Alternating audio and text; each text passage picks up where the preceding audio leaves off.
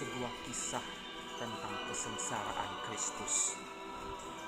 Dari Injil kita banyak melihat bagaimana kisah kesengsaraan Kristus. Dan di masa-masa ini adalah sebuah masa di mana kita kembali mengingat dan diingatkan kembali bagaimana minggu-minggu dan detik-detik terakhir Kristus ada bersama dengan kita. 2 Injil mencatat tentang kelahiran Kristus. 4 Injil mencatat tentang kebangkitannya. Semuanya mencatat tentang kematiannya dengan terperinci satu demi persatu. Ada sebuah tragedi yang tidak pernah bisa dilupakan di dalam sejarah umat manusia.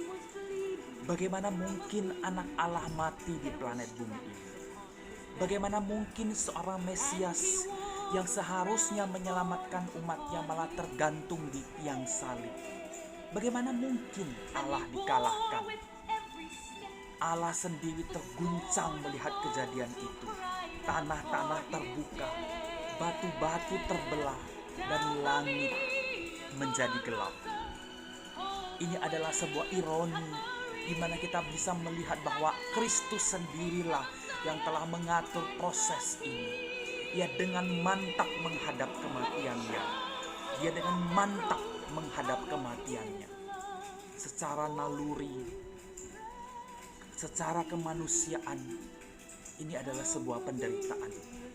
Tapi ini semua harus digenapi. Yesus akhirnya tergantung, nyaris telanjang dengan postur yang paling memalukan, lemah, ditolak, dikutuk, dan benar-benar kesepian. Mengapa Allah menyembunyikan wajahnya pada saat yang paling kritis? Seakan-akan dengan sukarela menyerahkan pada hukum alam yang buta, tuli, dan sama sekali tidak memiliki belas kasihan. Pengekangan diri terbesar yang dilakukan Allah di dalam sepanjang sejarah. Dia bisa saja membiarkan Hitler, Stalin melakukan kesewenang-wenangan, namun membiarkan anaknya yang tunggal mengalami perlakuan yang begitu brutal dan dia berdiam saja. Di manakah Allah saat itu? Di manakah dia?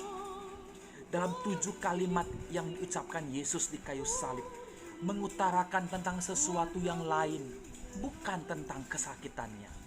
Satu-satunya yang agak dekat dengan keluhan fisiknya adalah kalimat "aku haus". Sebuah ironi yang diucapkan oleh seorang pribadi yang telah mengubahkan air menjadi anggur, yang membicarakan kepuasan dalam segala kedahaga. Biasanya Kristus memanggil Allah dengan Aba Bapa, tapi kali ini dia mengambil ucapan "Allahku, Allahku, mengapa engkau meninggalkan aku?" Ini adalah sebuah perasaan yang teralienasi, terabaikan, tertolak, dan sangat menyakitkan.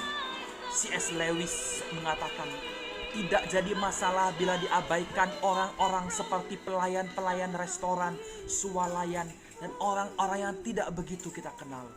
Namun bila kita diabaikan oleh orang yang begitu dekat dengan kita, ini adalah sebuah permasalahan yang besar dalam kehidupan manusia. Pertanyaannya bagi kita adalah, bagaimanakah dengan kita saat ini? Apakah tetap mengabaikan dia? Apakah tetap menganggap bahwa dia adalah sesuatu yang terabaikan dalam hidup kita? Mari kita renungkan ini ketika kita menanti masa-masa memasuki Jumat Agung. Ini adalah masa-masa yang paling indah menikmati.